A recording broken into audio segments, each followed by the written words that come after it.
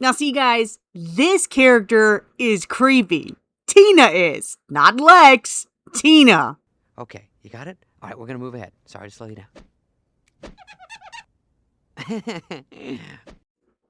Season 1, Episode 4, X-Ray.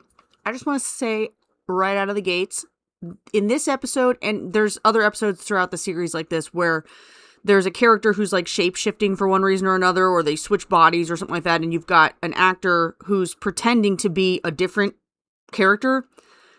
I personally have been consistently impressed by both the lead cast and the guest cast, and they're convincing. It's a good job pretending to be someone else. Like even the whoever the guest star was, I don't know if she counted as a guest star or not, but the woman who played Tina's mom in this, I thought she did a really good job of pretending to be Tina. I thought Rosenbaum did a good job pretending to be Tina at the beginning. It was convincing. It was good. Okay, so it starts out with what looks like Lex Luthor robbing a bank, which is absolutely an absurd situation, totally ridiculous, and everybody would know it's ridiculous because the Luthors are like the richest people around. They own the bank, don't they? They basically own the banks. So then we cut to Clark talking to his parents about the incident, and like, I'm not gonna say both his parents, but it's Jonathan is just like, well, I mean, I guess you saw it. I guess this is just, I know he's a friend of yours, but you're just gonna have to believe it. Like, seriously, Jonathan, you're just gonna believe this really ridiculous story? On its face, it makes no sense, but you're just gonna believe it. I just want to point out, because this is actually an important point that comes up other points in the series too with different characters. And in real life, I might add, when you have somebody who is believing negative things about you that don't make any sense, they're doing it because they want to believe it. Okay, that's hatred. That's not well, I mean, the evidence was right there. It's like, no, this was absolutely ridiculous. You're choosing to believe this instead of looking for another explanation because you hate this person. You want to believe something evil about them, which is exactly what's going on here. Jonathan hates Lex.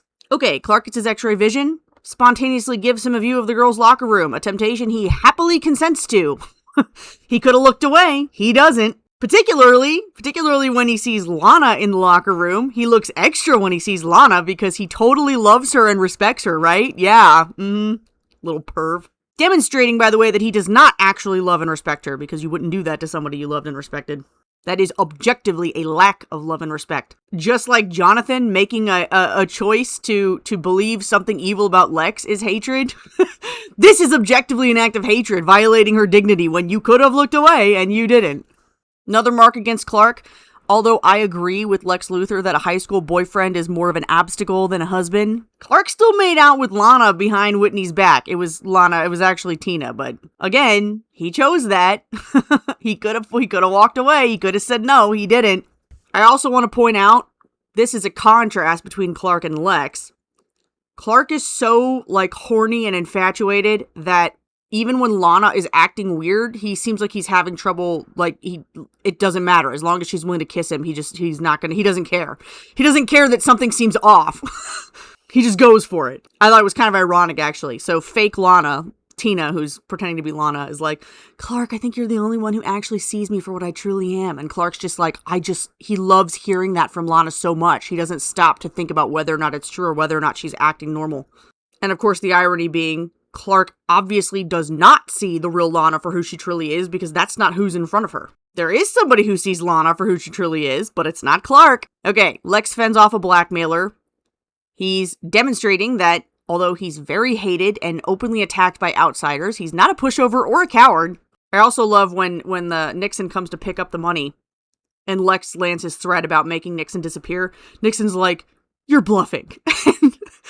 Lex just looks up at him, like, with genuine surprise. Like, are you serious, dude? I'm bluffing? Do you really not understand who you're messing with?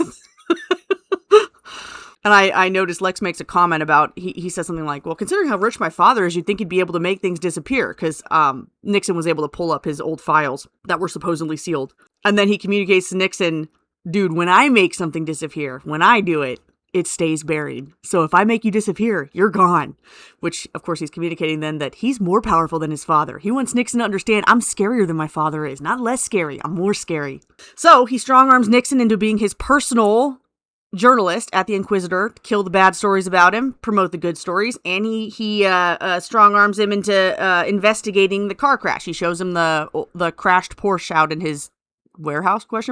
We end the episode Clark now has 2 different means of spying on Lana in her house, invading her privacy, and we see that he does not hesitate to use them.